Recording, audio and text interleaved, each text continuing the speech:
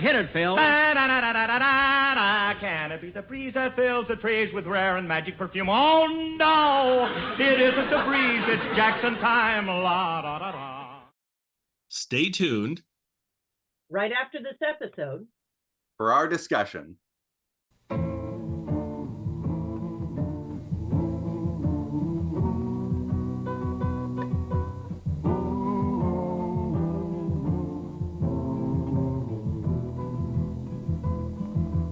Silver dollar kid.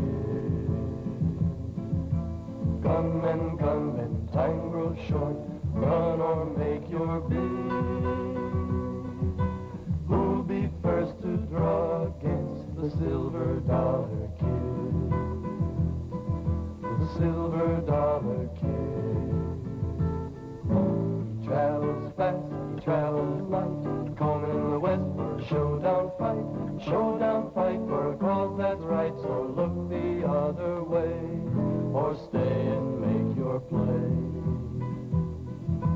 Gunmen, say your prayers like all the others did. Where's the man who'll stand against the silver dollar kid? The silver dollar kid.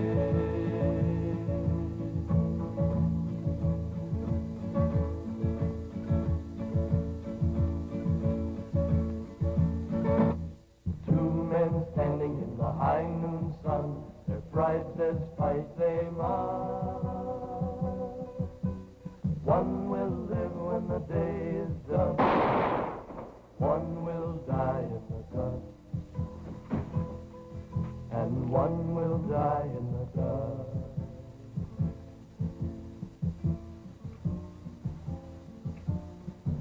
Let's go to Dodge City. That was the toughest. No, I want to see Tombstone. Dodge City! Tombstone! Quiet. We can't go to both. You folks want to know what was the toughest town in the Old West? I promise the kids. The toughest town, huh? Yeah. Mister, you're in it. This town? Primrose, Arizona? This town, Primrose, Arizona. You kidding? No, Sonny. You see, when they cleaned up all those wild western towns and established law and order, all the famous gunmen, the killers with the big reputations, wound up here. There was Billy the Kid Blake, Wild Bill Monk, the notorious Dalton brothers, Ike and Jake, Doc Henley, Judd McCoy, and of course there was Nick Nolan. He took over Primrose, and if anybody got in his way, there was Black Bart.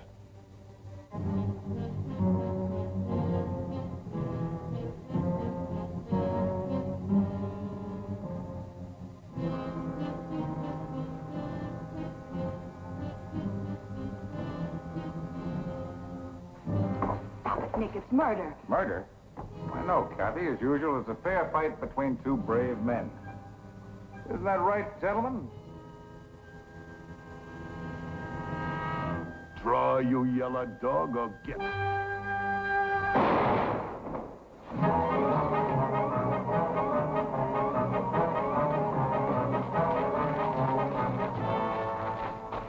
He's dead. Well, you're picking a better type of sheriff, gentlemen. This one lasted a whole week. We're not giving up, Nolan. There'll be law and order in Primrose. Someone will come and clean out your rattlesnakes so the decent people can settle here. There must be such a man somewhere. Somewhere. Gunmen, time grows short. Run or make your bid. Who'll be first to draw against the silver dollar kid? The silver dollar kid. The silver dollar kid. Bart, you forgot your bonus for that little job this afternoon. Job? It's a shame to take the money. Well, gentlemen, did you find a new sheriff yet? My boys would be very anxious to meet him. I wonder how those killers of yours that acted just once, they faced a decent, hard-shooting man who wasn't half paralyzed by their reputations. Is there such a man? Gunmen, gunmen, say your prayers like all the others did. Where's the man who'll stand against the silver dollar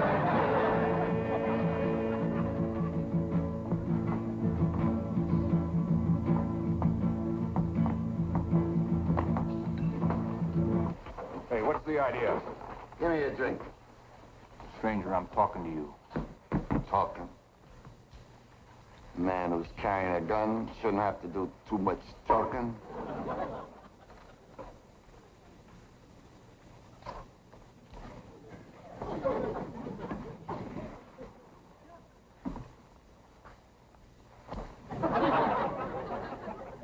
What's the idea? I asked you for a drink. I didn't ask you for a glass.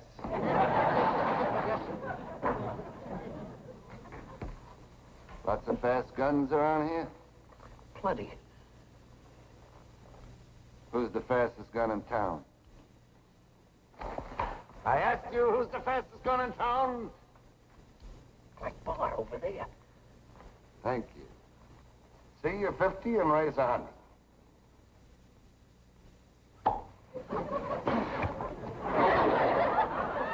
Who did that? You?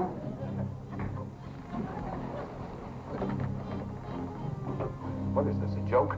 You. Come over here. Where's this guy? You. Come over here.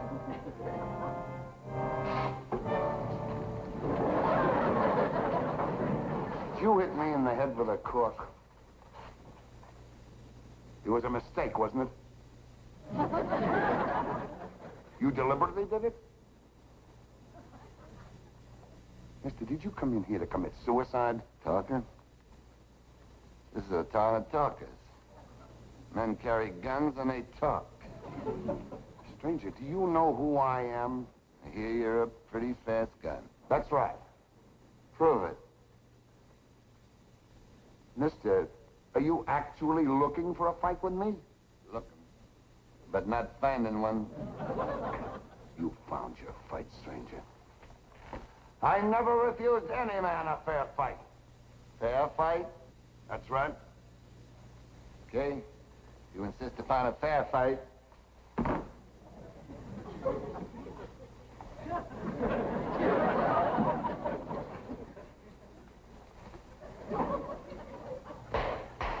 Draw! Draw, look where your guns are. What does he want from me? All right? That ought to even it up. You point me towards my gun. Who is this guy? How does it feel, Bart, to finally meet a man who isn't afraid of you? How does it feel to be a little bit afraid yourself, Bart? Afraid of this joker? All right. Put on your glasses and get your guns. We're starting even. Right? You heard him. I gave him his chance. You're all my witnesses. I want you to sign statements right after the autopsy. Drop! Start counting. 1.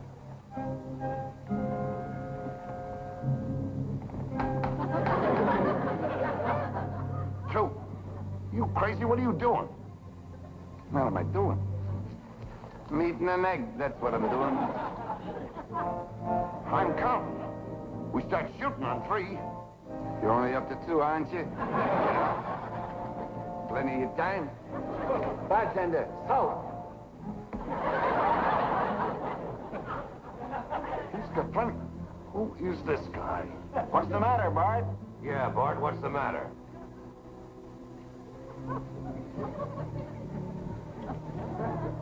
All right, stranger. You ready to die?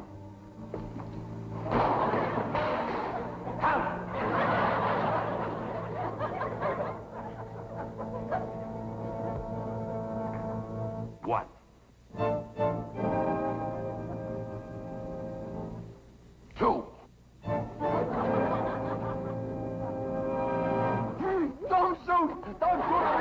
gun, please, Mr. Bart, don't shoot. Stand up and go for your guns, you yellow dog. No, I like him. I can't. It was his eyes. I like him. You dirty four-flusher. No, please, give me a chance. Bart, let him go. Can't you see he's a She coward? makes sense. Listen to her. She makes sense. Go for your guns. How can you explain it? Suddenly you like somebody. You hit me in the head with a cork. Oh, poor little head. I'll make it well. No, No, he's not mad. go for your guns. No, please. Guns. Bloodshed. Can't men live peacefully together? Shut up and fight. Fight? What does fighting ever prove? We're not living in the Middle Ages. Shut up. What are we, animals? We're highly civilized. Why? I like you.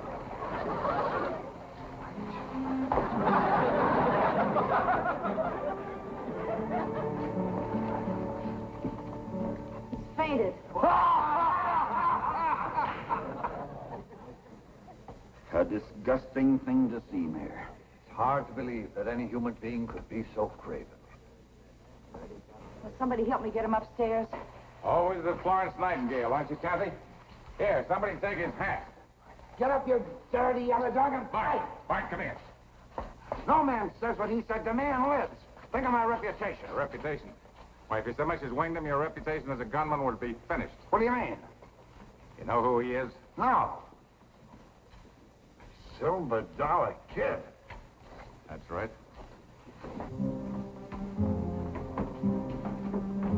That's right. The Silver Dollar Kid, the yellowest man in the history of the Arizona Territory. Slowest gun in the West. I heard of him, but I never believed it. Well, who could believe those stories? A dude with glasses comes off from the east, puts on a pair of guns, and immediately challenges every famous gunman to draw. Then turns yellow at the last second. Why, he must have started 1,000 fights and never pulled his gun once. Any gunman with any reputation at all who'd kill him would be laughed out of the country. What a terrible thought. Imagine you spend your life building up a reputation, then suddenly you're known as the guy that killed the yellowest man in the West. You had a close shave, Bart. I need a drink.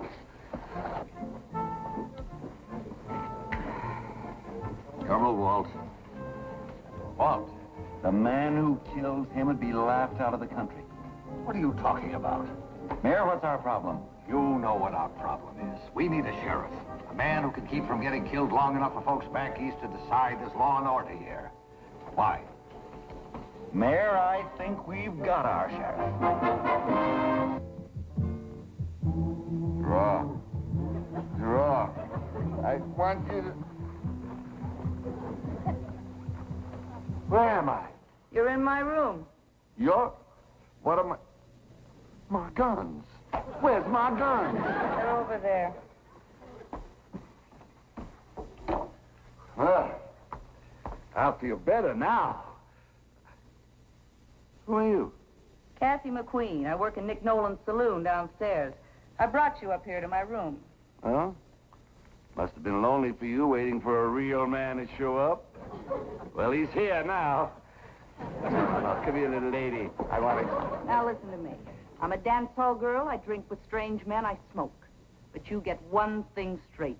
I'm not the kind of a woman you think I am. You're not? No. Nothing's gone right for me today. No, and you didn't do too well with Black Bart either. Oh, you saw the fight? I was the woman you hid behind. Hid behind. You saw, but you didn't understand, huh? You just didn't understand. Understand what? But at the last minute, I thought, somewhere, Black Bart has a sweet, white-haired old little mother. So I let him live. So that's why you refused to fight. Fight? Or with my lightning draw, it would have been cold-blooded murder. You're fast, huh? Fast? Count to 3. 1, 2, 3, 4, 5. Sticky leather. What are you... 7. All right. Nothing's gone right for me today. Now it works. Silver Dollar. You mind if I ask you a personal question? Fire ahead. What's wrong with you? What's wrong with me? Isn't it obvious? Here it is sundown and I haven't killed a man yet. Of course, I've been on a trail all day and I ain't seen anybody except that Black Bart. And he has to have a sweet, white-haired old little mother. You didn't answer my question. What's wrong with you? What's wrong with me? I'm yellow. That's what's wrong with me. I'm a coward. I'm yellow. I'm the yellowest man in the West. Oh, now, silver dollar kid. You know what? That's not even my real name. I'm just plain little old Fletcher Bissell III of Boston. And now you know. Bissell? Don't tell me you never heard of the Bissell family. The famous yellow-bellied Bissells? 400 straight years of cowardice without a single break. That's why I came out west, to prove that at least one Bissell could be brave. You mean not one Bissell has ever been brave? And my father, Bull Bissell, he was a general in the Civil War. Bull Bissell, what did he do? What did he do? The only battle he was in, they named after him Bull Run. That's where it's been through the years. Deserters, traitors, cowards. That's why I came out west. I'm their last hope. Oh, Silver Dollar, why don't you go back? No. I'm going to prove that one Bissell can be brave, courageous, heroic. Like being sheriff of Primrose? What? We want to make you sheriff. Are you crazy? Quiet. A Bissell? Sheriff of the toughest town in the West? You'll be dead in 24 hours. Nonsense. Cowards we may be, but somehow we managed to live a long time. How do you like that? A Bissell. Sheriff of Primrose. 3 Jacks. The newspaper just come out. Take a look. The town's got a new sheriff. Oh, what do you know? Law and order comes to Primrose. Now listen to this, boys. A new era of law and order in Primrose is assured with the naming of a new sheriff, Fletcher Bissell III. All right, boys, drinks on the house. Here's to the late sheriff of Primrose. Who was he again? Fletcher Bissell. The third.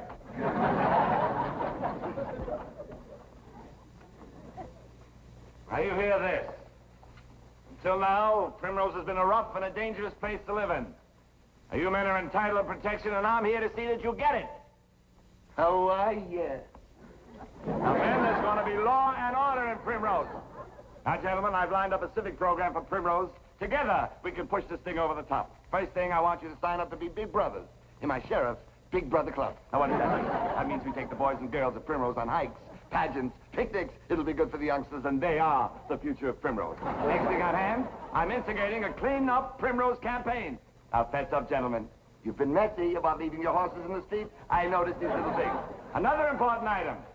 You're all to join the Sheriff's Art and Crafts Club. I've arranged for a squaw from the Indian village right outside of town. She's coming in on Tuesday nights to teach us bead work. It'll be good for you sharpshooters. Keep those pupils dilated. Next, we have a very important item, archery, with the main competition to be held on the 4th of July. The lucky winner to receive one of my silver dollars. Not bad, huh? One of the sheriff's silver dollars. How's your mother? My mother? Oh, she'll be proud of you, Bart, on Mother's Day when you bring her a pair of moccasins beaded by your old hands. I expect you there. Tuesday night, you ask for laughing water. Here's another item. Thursday nights, behind the general store, we'll all gather for the Glee Club audition. And you're my first tenor. Tenor? Don't fight me on this. You're the tenor. Now, I'm going to need a bass voice. I'm hold auditions right here. You look like a robust type. Now, sing it nice and low and robustly. Now, sing. Primrose City's gonna grow. Let's go. Primrose. Come on now. Don't be shy. Let's wait your mouth. Where is it? Don't hide on me. Now, sing it. Primrose City's gonna grow. Let's go. Excuse me. Pardon me, but there's a little ceremony that we have to perform, Sheriff Bissell. Sheriff Bissell, you stop that. I'm Fletch. Just plain old Fletch. All right, Fletch, it's just a little ceremony that we perform for every new sheriff. Usually we wait 2 or 3 days, but in your case, we're going to make an exception. Oh, charmant. Charmant, that means charming. All right, Ike, it's your turn to perform the ceremony.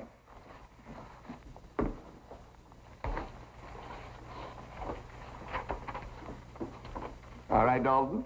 Cat's got your tongue. Oh, don't be shy with me. Don't let this impress you. I'm just plain folks. I can't do it. Your turn, you got to do it. Look, Nolan, I got a reputation to protect. I killed 32 men, but I give every one of them a fair draw. He won't draw his guns, and you know it. Sure he will. He's all steamed up about being sheriff. Just provoke him. He'll draw. Go on.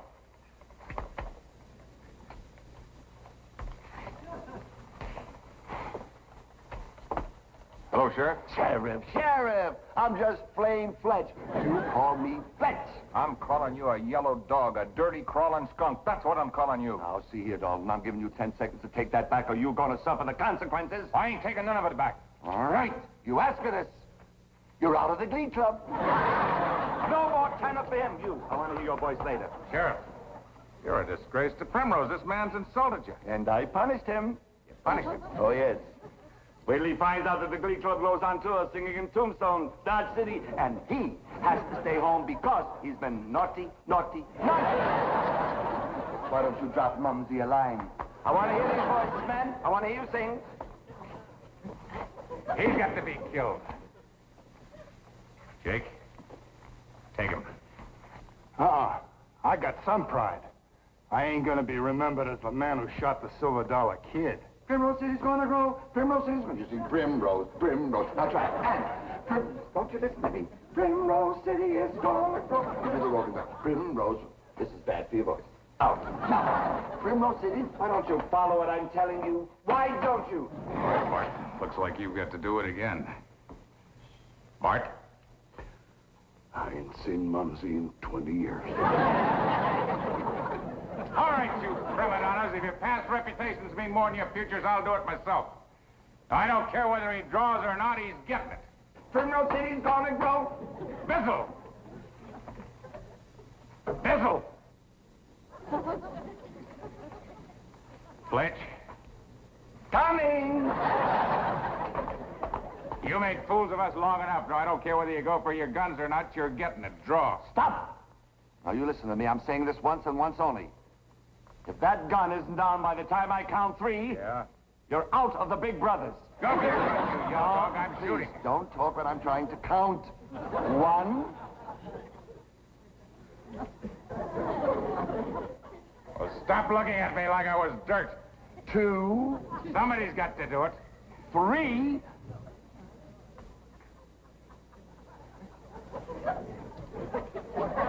Good boy. See you Thursday night. Wear any old clothes. We're playing run, sheep, run. Anything bothers you, just send for Fletch. Please, don't cheer. You'll startle the horse. Hold on here. He's got to be killed. He's got to be killed. It's him or it's us. That's how the $Silver Kid got to be sheriff of Primrose. Well, the oil's changed, sir. Oh, how much do I owe you? Let's see that. Check your spark plugs? No, thanks. Imagine, they couldn't get anybody to kill Sheriff Bissell. That's right. Until they brought in Sam Bass. Sam Bass? You mean the most famous gunman of them all?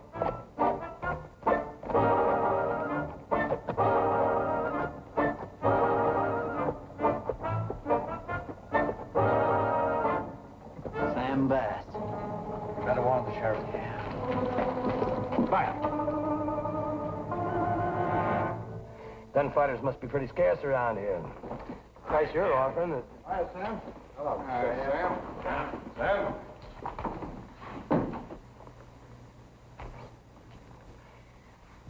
You got the slickest guns in the West right here in town. And you sent for me?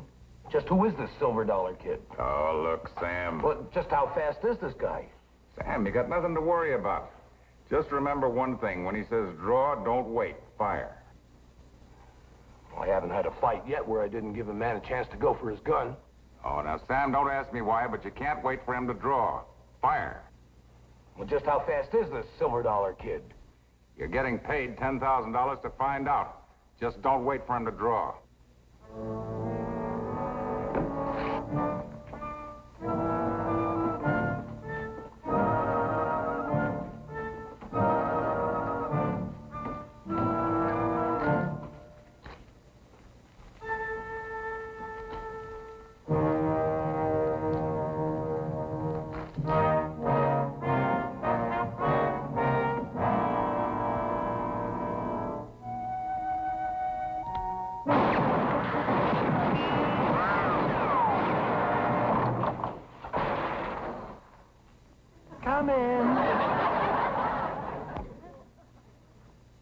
Come in. Come in. We're right in the middle of bead break class. Perhaps you'd like to join us. Oh, I do hope the registration isn't closed. We're lucky to have her. She's a wonderful teacher. There's such a shortage, you know. Hello there, you're Sam Bass. Recognize you from your picture. But how I did is beyond me. I must apologize for the sloppy work our government printing press is doing. You see the pictures they send in on Billy the Kid? Horrible. Are you the sheriff? No! Never use that word, Sheriff. I'm just Fletch. Plain old Fletch. Fletch. Are you the Silver Dollar Kid? Oh, that? They used to call me that when I was in action. Well, you're in action now. Draw. Stop! Stop! Look at your hands. My hands? Damn. They're a dead giveaway. I refuse to shoot a man whose hands show me that all he wants is love and understanding. My hands? Oh, come on. Stop kidding, Sam. I know that you're an incipient psycho love depressive, but I give you my word, it will not leave this office. Manate Uzna. Right. Sam, there's help on the way. Right now in Vienna, there's this 18-year-old boy, Sigmund Freud. He has the answer. Who? Sigmund Freud. He can help you, Sam. He don't even have to know you. All he'd have to do is look at your hands, and he would know that you're a victim of an over-emotional ego fighting an underdeveloped id. Oh, this all came out in the debate that Freud had with Spinoza last year in Budapest. Was that a night to remember? Will you ever forget that night? This young scientist, Sigmund Freud, came out with theories that startled the scientific world. Freud was so sure that he had the right path, and he tried to give these knowledges, fighting him all the way. What did Spinoza do? He yelled, "Fraud, Freud!" See the play on words, the inner complex? Fraud, Freud! This did not startle Freud.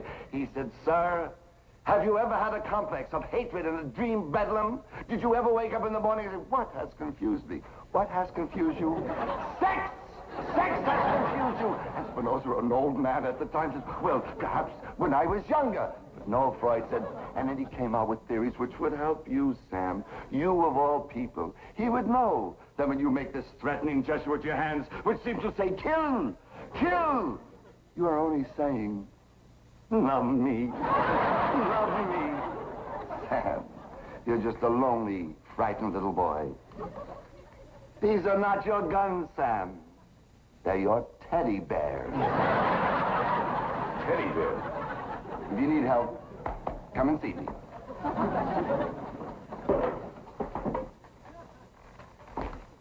Are you crazy? Who is this guy? Our people call him Chogogu Umolko Ug. Now, what does that mean? Man with voice of lion and heart of mouse. Oh, I heard that. Just for that, your tribe cannot have a float in the 4th of July parade. Heart of mouse. Could it be your yellow? Oh, Sam, we're not discussing my problem. We're discussing your problem. Why don't you write Sigmund? The address is 1200 Fliegerflagerstrasse, Budapest. Send a self-addressed... Shut up! Their reputation was too good for those guys. And they want to put an end to it. They want some shooting, they'll get some shooting. No, no. I forbid gunplay in Primrose. You and your big Indian mouth. Now, look, Sam. You were going to make me a laughing stock, weren't you? No, no. I absolutely forbid any gunplay. Draw. True. I dropped $1. Well, no one. I'm not in your league with a gun, Sam. Anyone thinks he is? Maybe.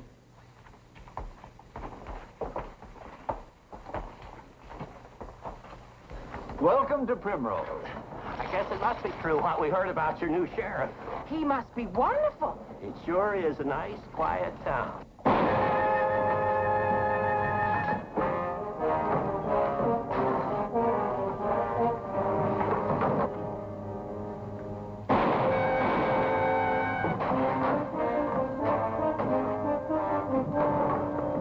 The Dalton brothers. The great Sam Bass. My teddy bear.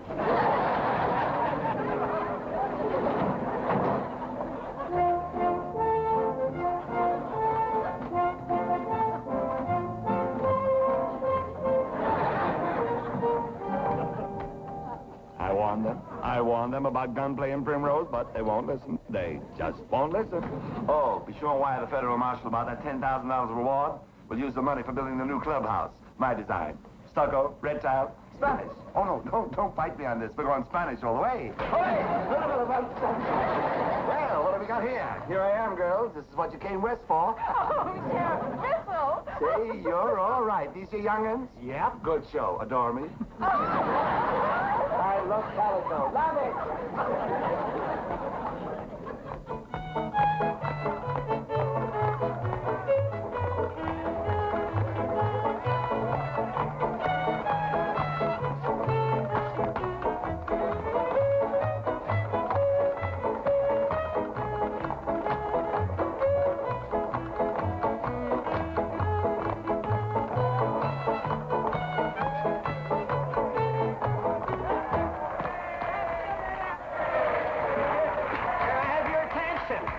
Just a minute, folks. Can I have your attention? I have the honor of announcing the engagement of my daughter, Elsie May, to the man that brought law and order to the toughest town in the West and made Primrose a haven for decent folk. Sheriff Fletcher Bissell III.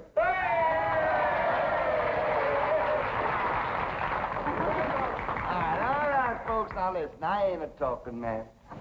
But Elsie May, he is my woman, and anyone who says different will answer to my two friends. My shooting knife.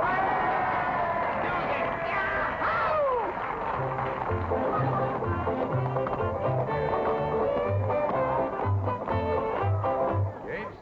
The sheriff's engaged to be married? That's right. They just announced it. Well, boys, we've got him. Because there's not a man in the West, no matter how yellow he is, who won't stand up if the girl he loves is insulted. Now, Blake, this is your specialty.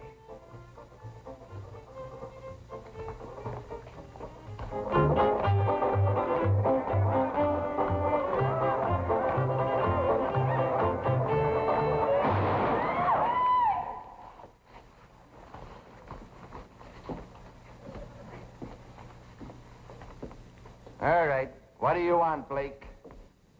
I'll show you what I want, Sheriff. I want her. Fletcher! Well, Sheriff? Well, Sheriff? Gentlemen, remove your hats. You have just witnessed the most beautiful demonstration of true love you'll ever see. True love. Elsie May, Mr. Blake here came in here with so much love in his heart for you, he was willing to face certain death, my guns, just to prove it. I'm engaged to you. You're a lucky girl, Elsie May. I thought you loved me. I do. But compared to him, I gotta step aside. You're gonna let him get away with it? Why, the easiest thing to do would be to gun him down. But I'd rather step aside than be known as the man who snuffed out this great love. Fletcher Bissell, you're gonna regret this to your dying day. Come on. Wait a minute. Don't you speak to me again. Come on. Wait a minute, Blake. There goes my love. Took a mighty brave man to do that, Sheriff. Thanks, Dad. Leave me with my broken dream. Don't cry, Sheriff. Comfort me.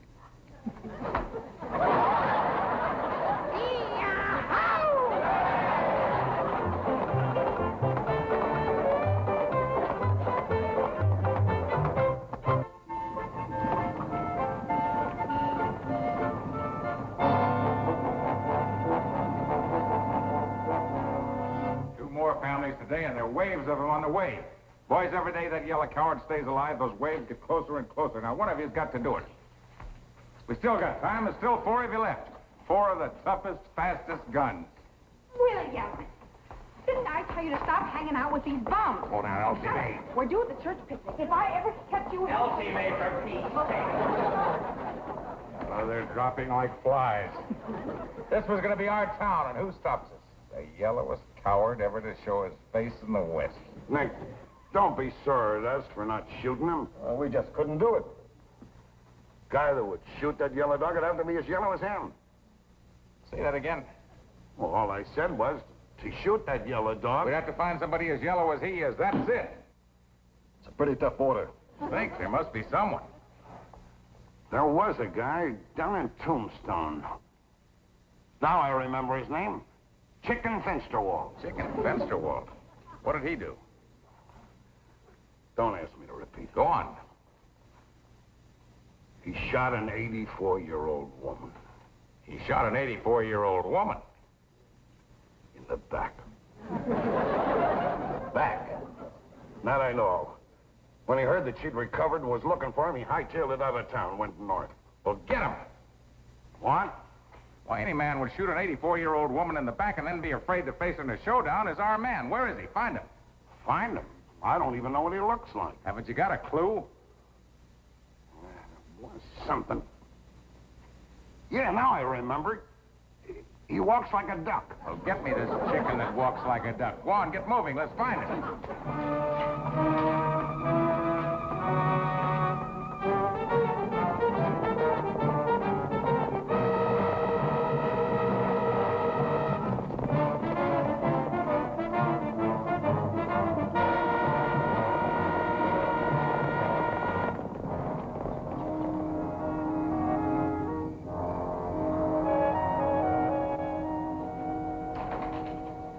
Yes, gentlemen?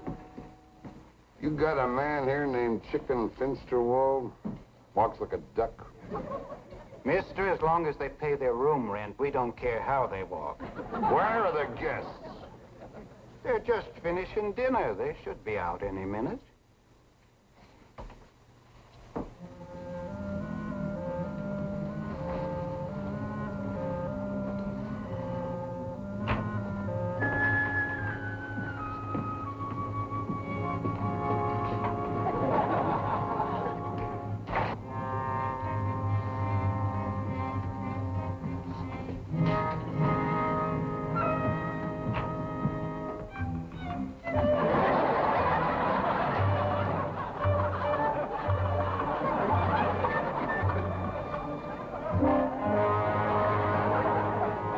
Here's your weekly bill. Let's see that. Are you positive you haven't got a cheaper room? Cheaper? You're sleeping in the lobby now. I know, but see, I don't need all this space.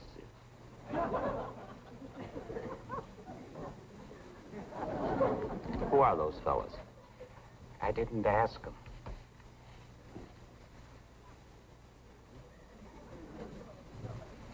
Are they looking at me? Well, if they're looking for trouble, they're not going to get it. Remember, if they start anything, I'll faint. See, and you take me up to my room. You're in your room. Oh, yes.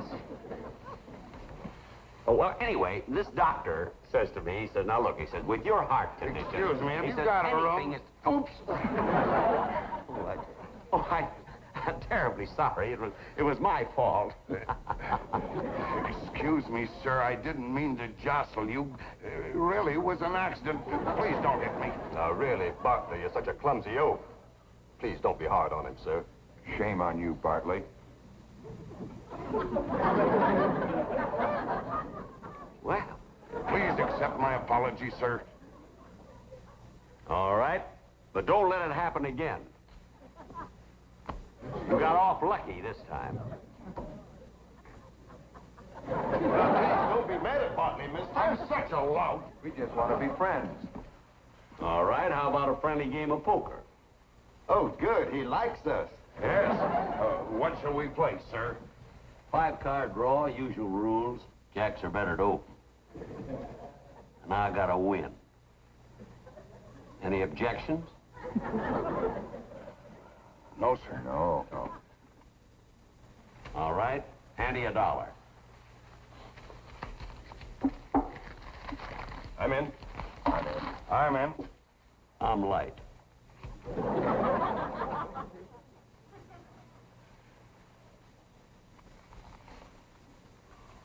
What are you fellas doing up around here, anyway? Well, we're mining students. Mining students? Yes. We were working a mine that petered out down in Tombstone. Hey, speaking of Tombstone, you fellas ever run into a Mrs. Hotchkiss? Hotchkiss? Yeah. About 84 years old. Stands about this high. Snow white hair, wears glasses, walks with a cane. Real mean. Yeah, those old ones can be real ornery. And fast, too. Takes a pretty good man to bring him down. Mrs. Hotchkiss. Where? No, she ain't here. Watch it, will you? Be just like her to put a rubber tip on the end of her cane so I wouldn't hear her tapping up on me. What about this, Mrs. Hotchkiss? Ain't she that old woman who was shot in the back? Yeah, she was dry ghost in a dark alley. Where's she now? In jail. Oh, in jail, huh? Yeah, they found out she was the brains of a stagecoach robbing gang. There was $1,000 reward for the guy who got her. $1,000? Yeah. Yeah, they found the man who claimed he gunned her down and gave him the 1,000. But that's my money. Your money? Boys, I'm the man who shot Mrs. Hotchkiss. I'm Chicken Finsterwald. Now, mister, you sure you're not just a bragging? I told you I shot her. Everybody in Tombstone knew it had to be me. I sneaked up behind her in a dark alley, see? I kicked the cane from out under her. And I winged her as she was going down. That's my trademark. How do you like that? And this other guy got the credit for it. And my $1,000. Who is he? Fletcher Bissell III. Fletcher Bissell III? He's from our hometown, Primrose, Arizona. Is he fast with a gun? Well, I hate to say this, sir, but he's probably the yellowest man in the West. Any dark alleys in Primrose? Plenty of them. Saddle my horse. We're riding for Primrose.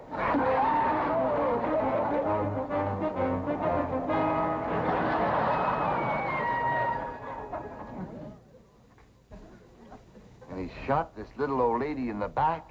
Yes, Sheriff.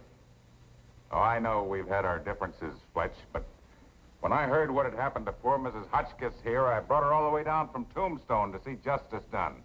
Because that's the kind of a sheriff I think this town has now. Now, folks, now listen to this.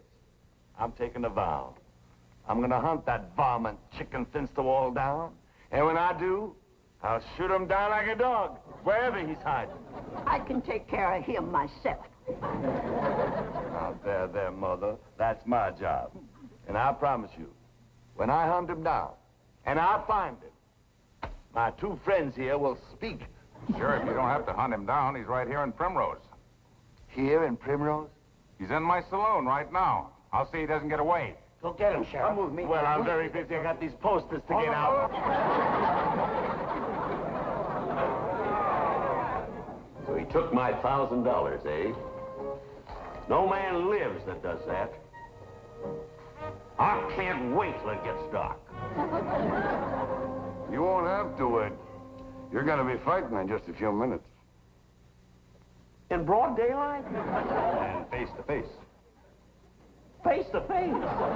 What are you talking about? That ain't my style. I'm a Batman. Listen, Here he comes, when I boys. got here. The sheriff's on the way. What's all this face-to-face nonsense? Well, that's the way it's got to be. You shoot him in the back and it's murder. They'll form vigilante groups. We'll be all finished here. Here he comes. Wait a minute.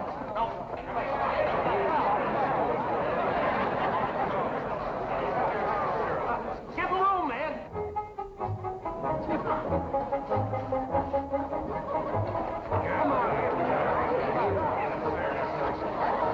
Well, Mrs. Hotchkiss? That's the man. Stop her. Stop her. Take that to her. Well, don't just stand there. I mean, somebody cover her. All right, she's covered. Sheriff, do your duty. That's Chicken Finsterwald, the dirty coward who shot this dear little old lady in the back.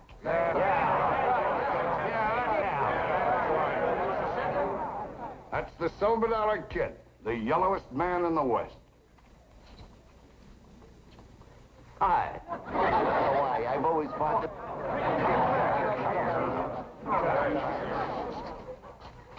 If this man lives, he'll be a blot on the fair name of Primrose. And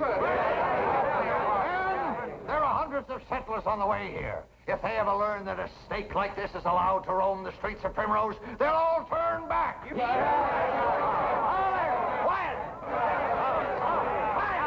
Quiet! Now, you all listen to me. There've been no troublemakers in Primrose since I've been sheriff. And I aim to keep it that way. Now, stand back! I'm giving you 1 hour to hit the trail. Sheriff, why?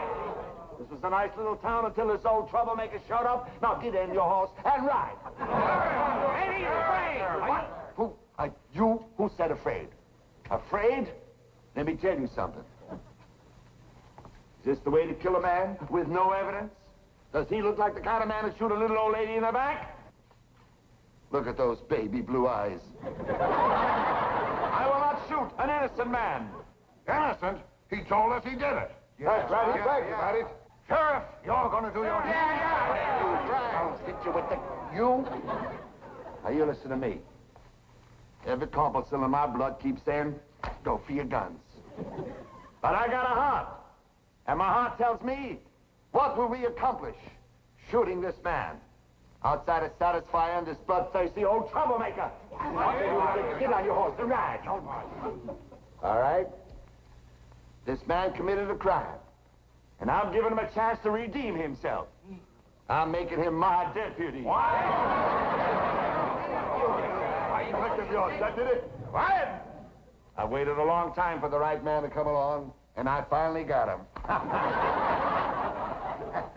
You winged her, huh? These old ones are tough to get. How did you do it? You know how? How? I sneaked up behind her, see, and I kicked the cane out from under her, and bang, bang, bang.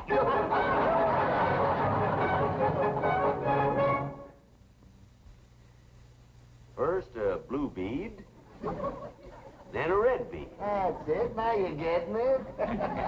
See these? Yeah. Had laughing water make me up a gross. Showing a small profit, but very nice. Well, town's getting to be pretty quiet, ain't it? Yep. All because two men faced each other and found friendship. Yeah. Pledge. What is it, chick? I gotta get something off my chest. Go ahead. I didn't like you at first. You didn't? No. The reason I didn't draw is because I'm yellow. I got something to tell you. What is it, Pledge? I didn't like you at first either. You didn't? Only reason I didn't draw on you is I'm yellower than you are. Oh, now, wait a minute.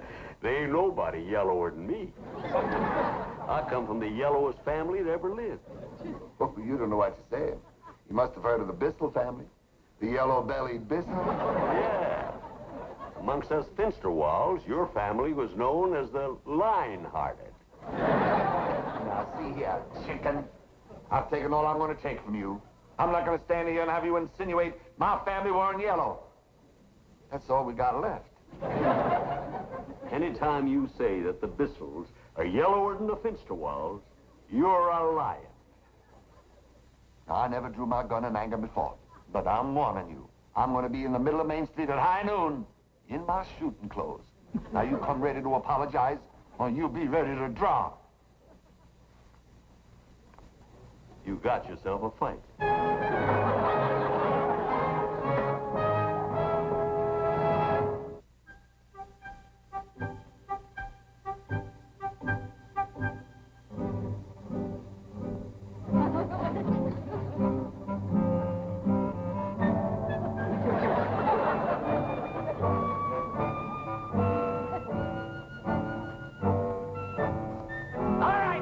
Finsterwald, I'm calling you out for a dirty, rotten liar. Are you man enough to make your play?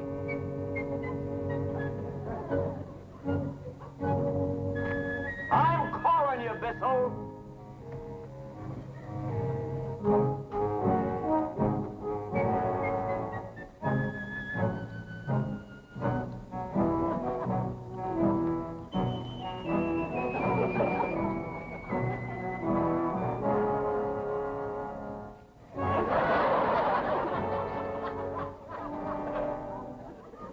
right, you lily-livered snake. Draw!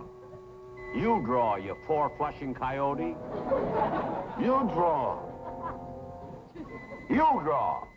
No, you draw. You draw. You draw first. You draw. Draw. You draw. You draw. Draw. You draw. You. Are you gonna draw? Not you draw. You draw. I'm waiting. You draw. You draw first. You draw.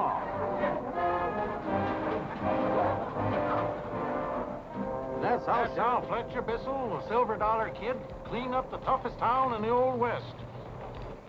And ever since that day, descendants of old Fletcher have been the peace officers here in Primrose.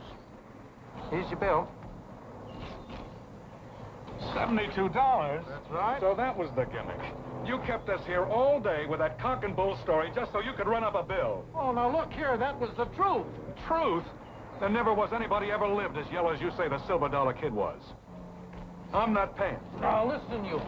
You're paying every cent of that bill or that car ain't moving. Oh, it ain't, huh? Well, we'll see about that. Hold it. Now, what's going on here?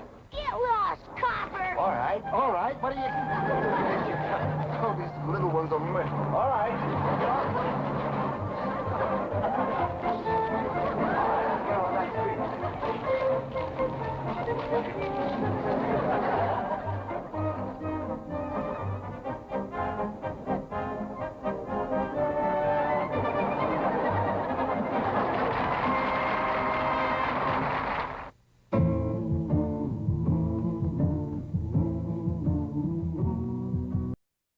Well, hello again. This is Buck Benny speaking. Well, today, let's get started with our discussion of Phil Silver's special that he had with Jack Benny as his guest.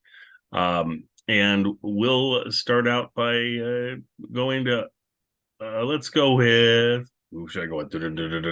We'll go with Kathy. Kathy, what were your thoughts on that? Well, I thought it was unusual to be filmed in a time in which many of the specials were still live. Yep. Or present it a videotape before a live audience. To present it as filmed, I thought was a little interesting, and I was actually intrigued. I liked Phil Silvers in the opening minutes when he was being sort of the pushback bully of spitting corks at the bad guys. So I thought, wow, a new Phil Silvers. What is this? And then he becomes Phil Silvers. So I thought the conceit of the show was cute. But I thought it went on long for an hour-long show. It's like, is that all you've got? But so that's it. We'll go around, and then I'll tell you what the what Variety thought. Yes, we will come back to you. So that's great. Yeah, I was just going to say, it's sort of like a skit that you would have within a show, within a special or something. That would be your main skit. So maybe a 15-minute piece or something you would do. But it's interesting. I've never seen anybody take a skit like that and run it for a whole hour, and that's the only thing they have. And there's not like any beginning framing or end framing or anything like that too much, and as much as we'd get used to normally. And so it was interesting, though. I like it I'm intrigued by it from a television history perspective about the place of the changing place of the special and the variety of forms a special could have back in the day. Because I think of regular TV as so locked into regular shows and specials only happening at Christmas or, Easter or, and yet it turns out looking at the schedule, there were specials all over the place. Oh, yeah. Phil was doing like 2 of these a year. And so to think of the programming and all that it involved and these different forms it could take is interesting from a historical aspect. Yep. So. Agreed. I think another thing it suffers from a little bit is, the pacing now is completely different. We talk about this all the time, but to have this one lengthened skit take the whole show, I think even makes the pacing seem more out of sync with today's pacing. And so you have to be patient and wait for the jokes and things, and wait for the story to unfold. And that's a hard thing for us to do these days. Zach, what were your thoughts on it?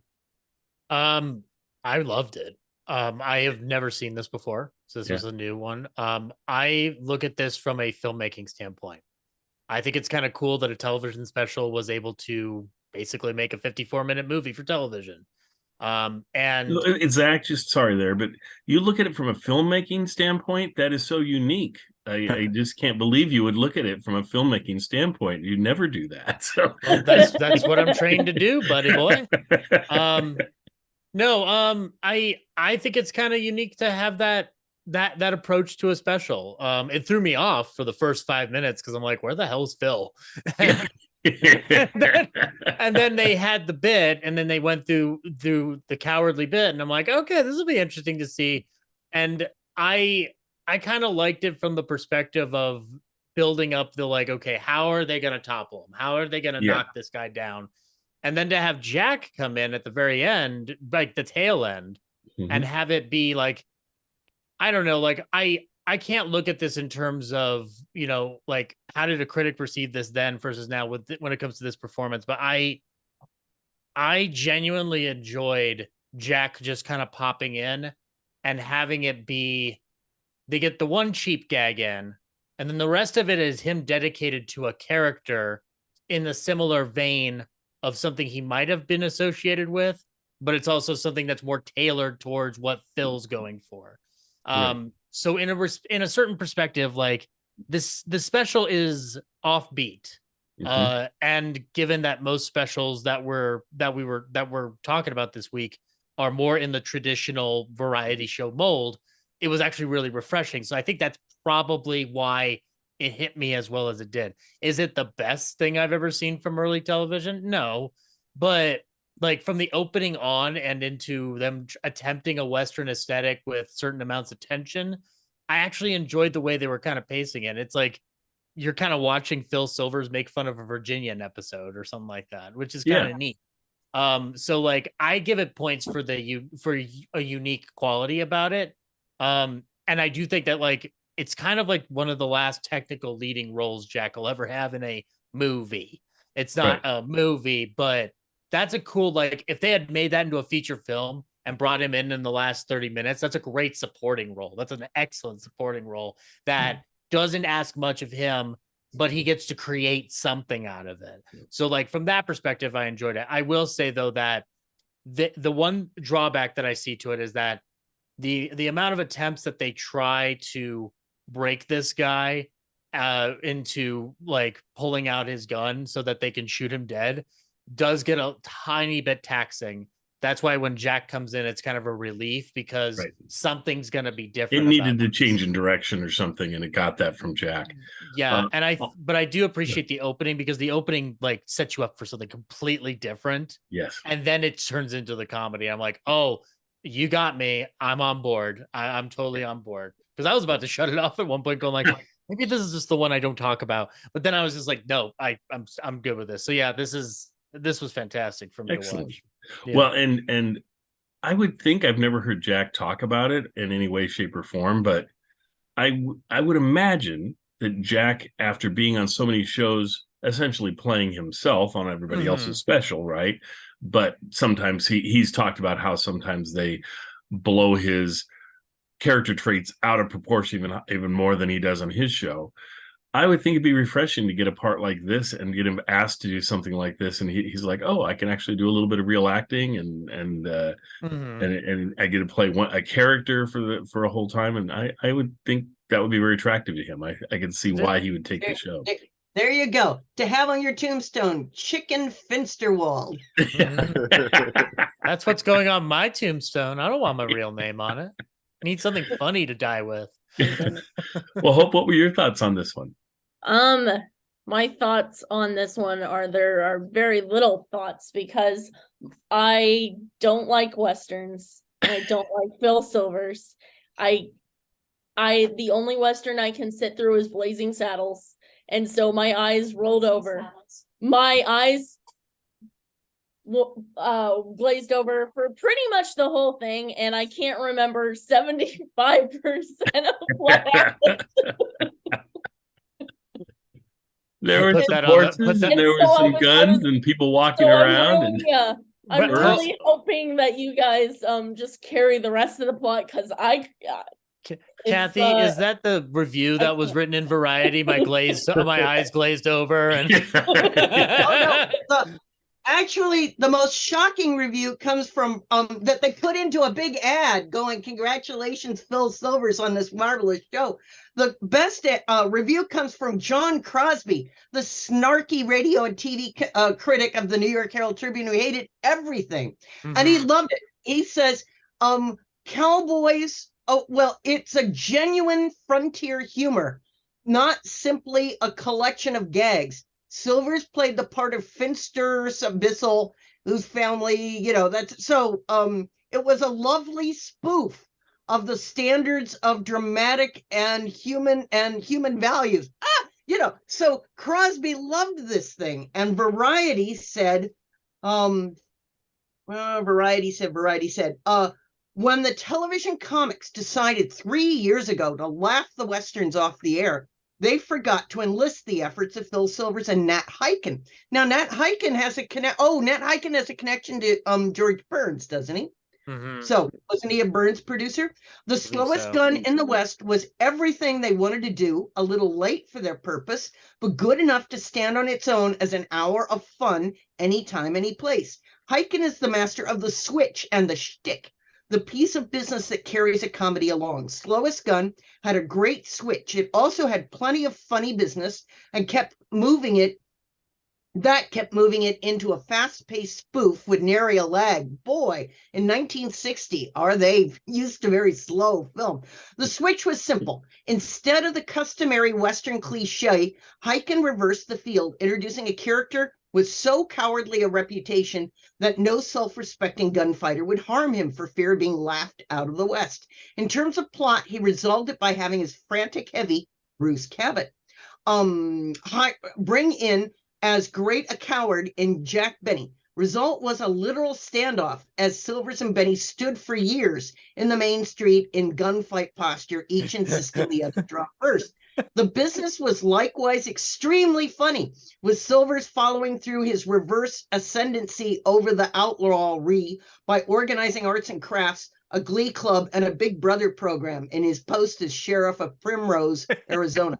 Suffice it to say that under Herschel Dougherty's film direction, with Hiken getting in some uncredited staging and Silver's inimitable execution, it all ticked off beautifully. Benny was perfect as Chicken Finsterwald, the co-hero of the piece. So there you go. Yeah. And it had Marion Ross played the little blonde daughter who was supposed to be marrying Phil, and then got pushed off on somebody else. So in 1960, this was pretty great stuff. That's a Marion Ross from Happy Days? Yeah. Oh, I didn't recognize her in there. Oh, Yep. okay. So there you go. There you go. Interesting. 60.3 share of the audience. So that's a big share. Yeah. Well, at this time, of course, we got to remember in 1962 when this was released, was it 60 even? Yep. Oh, even better. In 1960, this was the absolute peak of the Westerns on television. Yeah. That year and the year before, I think the top, I want to say the top 18 slots were like Westerns that were, and maybe with like one non-Western mixed in, like maybe Jack's Show, I can't remember. But it was crazy when you look at the ratings back then and all the Westerns that were on. So I could definitely see doing a spoof of them. They were ripe for that. So excellent. Well, over to John to close us out today. John, I saved John for last because he usually, he's not a big Phil Silvers fan, not a big Western fan, not even a big bad Jack Benny fan for that reason. He pretty much just criticizes Jack every week on his This Week in Jack Benny. What stupid thing was Jack doing this week is sort of how his show should be called. But anyway, over to John. John, what did you think of this? Oh, sorry, my gunshot wound is bothering me. I absolutely loved it. Now, was it the greatest thing that I've ever seen in classic television? Definitely. Yes, Oh. it was. Oh, well, and maybe, I think there is some sort of background you have to have going into it, possibly to appreciate it as much as I did. When I was, a youngster, the movie Sergeant Bilko came out with Steve Martin, and that was my favorite movie at the time. I watched it over and over again on VHS. It was the best. And then, when I started getting into college, the Sergeant Bilko DVD came out, and that was the Phil Silver Show. And at first, it took me a while to understand it, to get who the characters were and everything like that. But I did think the fact that I watched the movie so much, it sort of helped me understand the idea of the comedy of the show, to the point where by the end it was my favorite show at the time. Like I loved the comedy. I love Phil Silvers and his delivery. And you can see, once you start to really get to know Phil Silvers, you can see his delivery and how that has also become a common Hanna-Barbera cartoon voice that they often do. Sort of that knees and elbows kind of thing. Yeah. I love Phil Silvers. I mentioned before in other podcasts that I've watched the best of Ed Sullivan quite a bit, and he's on there sometimes too. Yep. I always love it when he pops up. So when I watched this and Phil Silver's name came up in the opening, I was like, oh great. Then about 5 minutes in, I was like, oh well, maybe there's another Phil Silvers.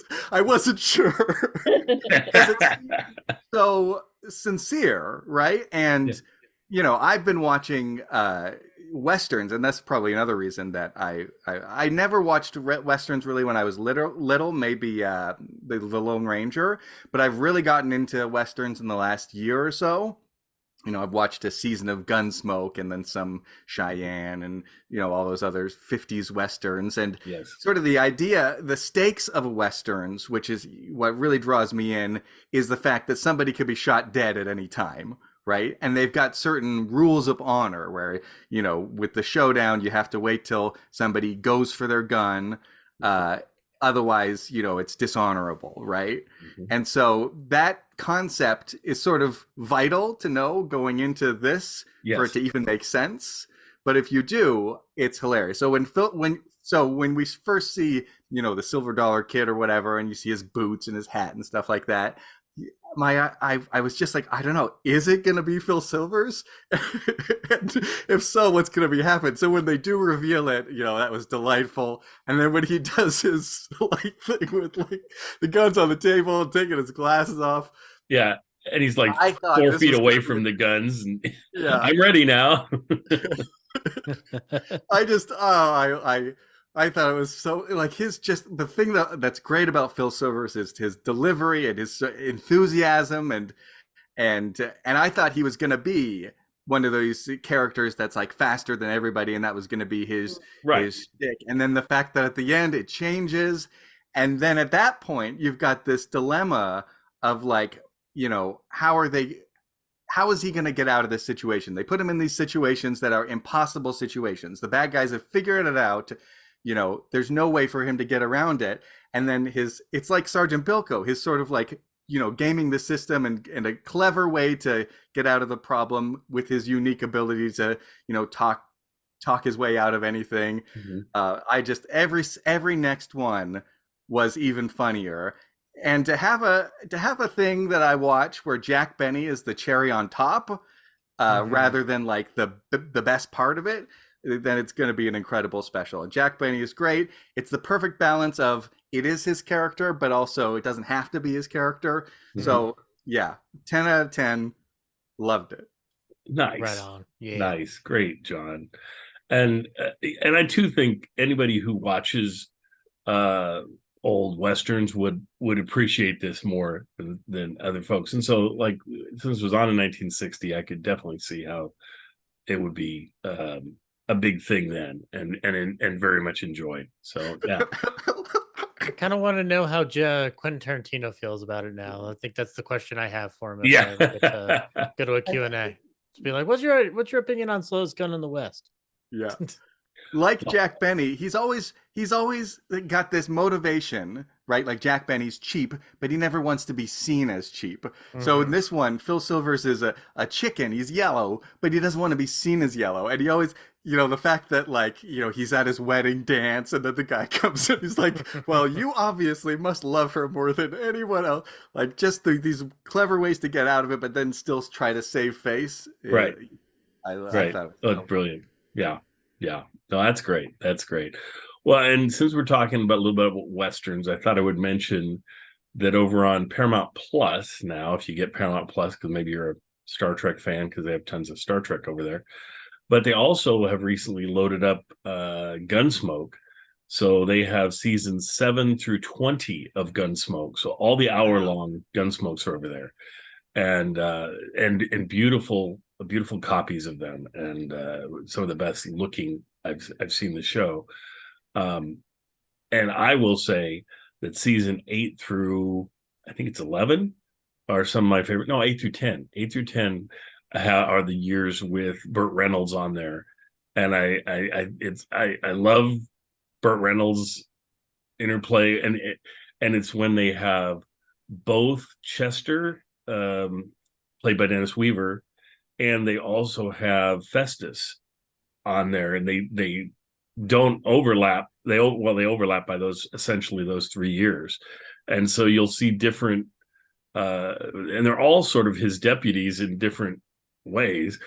And there's like one episode that exists that focuses on the 3 of them all together in one episode, and you'd think, in a 3-year period you would have more overlap than that, but there's actually just one episode where essentially it's about Matt Dillon being gone, and the 3 of them have to get together and do things. So that's a fun episode, and there's so many fun episodes in there. So I would highly suggest those. And then if you don't get Paramount Plus, they're also, I think, free on something like Pluto TV, or there's something where there's ads built in, but you could watch it for free. So if you just search, if you got a streaming platform search thing, then you can search for it and you'll probably find them. So I think it was nice that Paramount put them out that other way too, so that people can watch them that don't have Paramount Plus. So anyway, so there you go, because they've only had like 2 seasons available for years and years and years, and I was like, oh, come on, put some more Gunsmoke on, and all of a sudden they dropped like all those seasons on top of it. So that was great. Well, I got 4 seasons on DVD. I got 2 early seasons, then a middle season, and a late season. I've only watched a couple episodes from the late season, but it's in color, so that's interesting. But it's an hour long, and the episode I watched most recently, it's like this whole story about like a boy and like a vagabond, and at the very end Matt Dillon comes in for a cameo for like 2 seconds. So I don't know if the whole later seasons are like that, but I do like a little bit more Matt Dillon in my Gunsmoke. Yes, and that's why all the essentially, if you go with a black and white season, you're going to get more of the traditional cast, and the guest cast is the guest cast, and it's very easy to discern. The last season of black and white is like the colors, and all the color seasons are essentially, I call them Gunsmoke Love Boat, because you essentially have the guests take over the show, and they just happen to be in the saloon and there's Kitty, or they happen to be somewhere and there's Doc, and they happen to, they'll bump into the characters, but they won't have a major part in the story. Or like you say, Matt Dillon will show up for the last 5 minutes of the show. He's always out somewhere else doing something, and then he comes back at the very end of the show. Episodes. What was that? I want to watch those episodes. What was he doing out of town? Yeah, exactly. Well, that's why you watch those early ones, because that essentially follows him wherever he goes. But later on, they just don't follow him anymore, and they just stay in town. You're like, wait, follow him. Yeah, I agree. Anyway, so I hope you enjoy this wonderful show, and I'm glad we closed out with John. Nice job, John. Yeah. And I think it makes me want to rewatch it again now that John's talked about it and things, because I got some of that out of it, but I think I could have gotten more of it. So, all right. Anyway, enjoy everyone, and we'll see you guys next time. And I hope you're enjoying our Jack Benny summer specials. So that's pretty cool. And there we go. I am joined by Zach Eastman. Hey, Zach, how's it going? Hello. Good.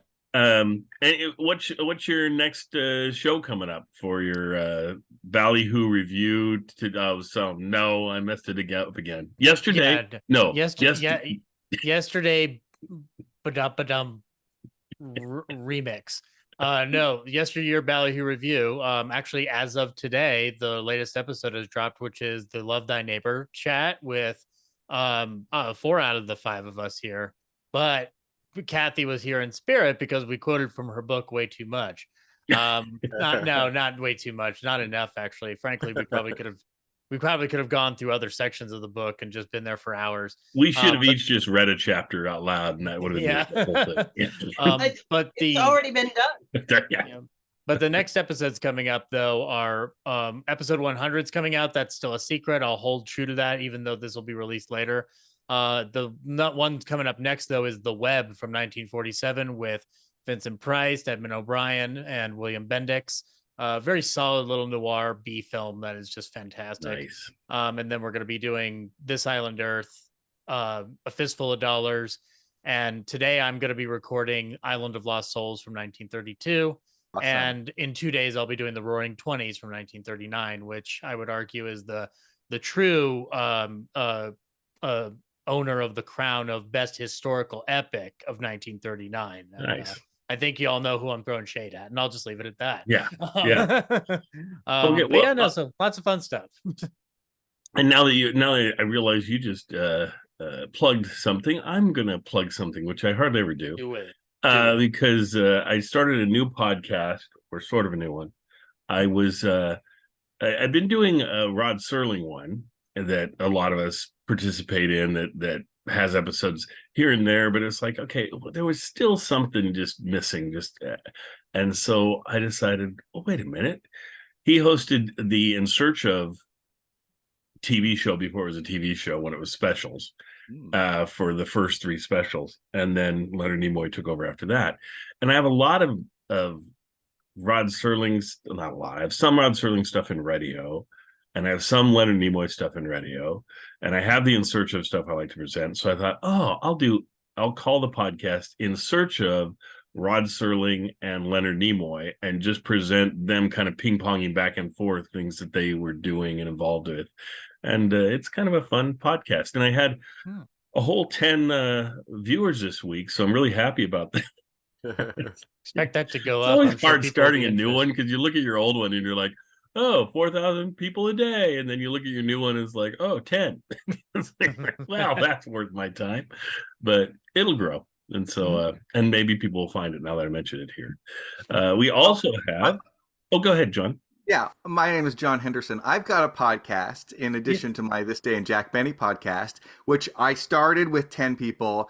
And like you know, I do it when I have a chance. And over the years, I've grown to a whopping 100 people who listen. So nice. It's called Theater of Thrills. Yes.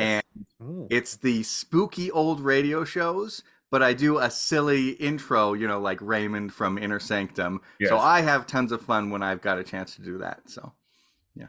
And I did something similar when I was doing old spooky shows, and I'm so embarrassed of those intros. I hate my intros that I did, because I'm not good like John is, so I'm just bad. It's just bad intros with a bad voice, and so I was posting suspense. I never like indicated what I am, right? Whether it's me or whether it's one of my fake characters or whatever. So I posted one. I was like, oh no, it's one of those. Fast forward to the beginning. But I need to fix those and that's and redo the great thing intros. About doing it on its own feed, so that way it doesn't roll off your actual feed. Yeah. Yes, exactly. Oh man.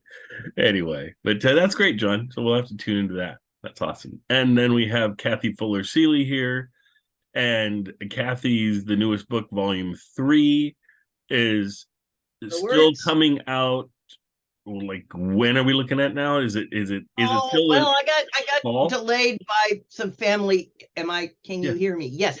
I got delayed by some family things. It'll be by the end of the summer. Right now I'm chasing down Jack's participation in the Gracie Allen's Lost Brother event of January 1933. Yay, vote for Ooh. Gracie.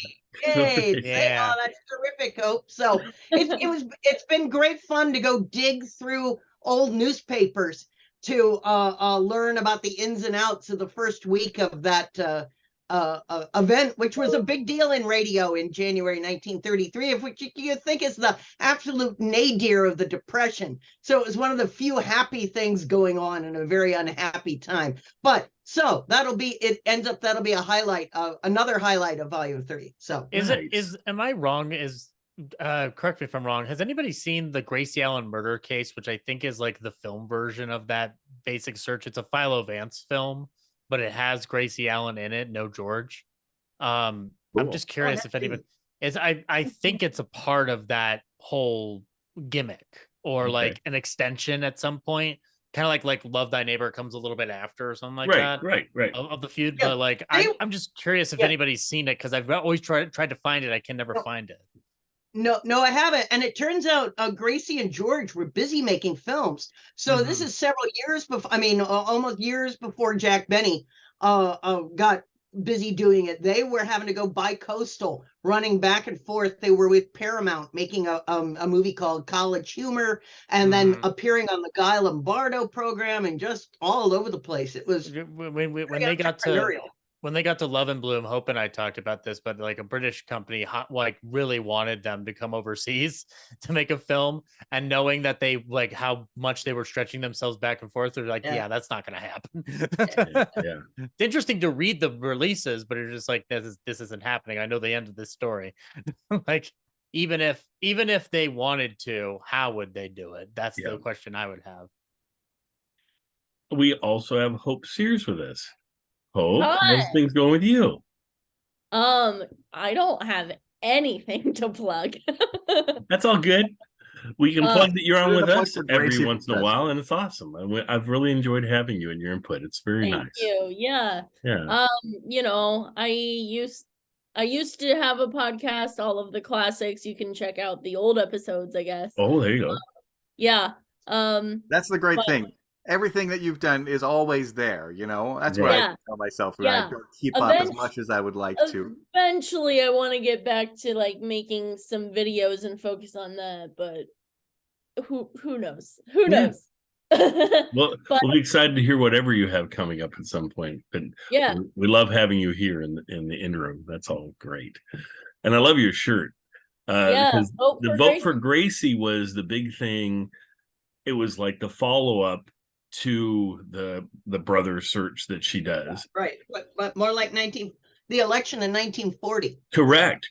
So it was like a revisiting of going from show to show to show. It was like but it was never as it wasn't the first one, so it wasn't as big of a deal, though. For listeners, it's a bigger deal in some ways because it all exists, and so we can listen to all the shows and the whole thing. Whereas the first one, I don't know if any of it exists recording wise. No, I'm Eddie Cantor expert, and he thinks he's heard a broadcast, but he hasn't been able to find it. So you're right. In 32, it's all gone. So So we hear about the stories about it and things, and Gracie, they talk about it in the various books that they have that have come out and things, but we don't get to experience it, which is really cool, because I haven't even seen a script before. So now seeing a script that you found is going to be wonderful. So can't wait. Yeah. I'm a big Burns and Allen fan, so I'm anxious for that. Yeah. Yep. And it's one of those ones that we might recreate or something. I think that would be fun. Oh, that would be fun. I just did a little quick search update. You can find that movie now, after all, but it is not about the Lost Brother search. But the novel apparently has Gracie's mother and brother. So it's like, okay, so the novel has that, but then the movie's what now? Yeah. So okay, there we go. Well, she Maybe that apparently could found be- him, so good. Well, good Anyway. for her. When the movie was made, this was during the whole vote for Gracie, like just before the vote for Gracie stuff happening. So cool. Yeah, Now we because all I've know. been on my edge of my seat for the last 90 years for whether or not she actually found him. So I don't think now she I ever know. really did. Spoilers. Anyway. All right. Well,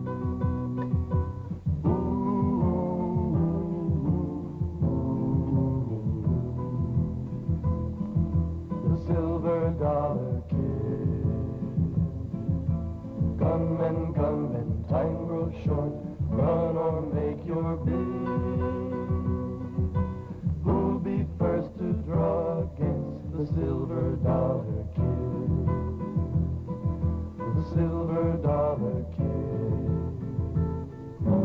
He travels fast, he travels light, combing the west for a showdown fight for a cause that's right. So look the other way, or stay and make your play.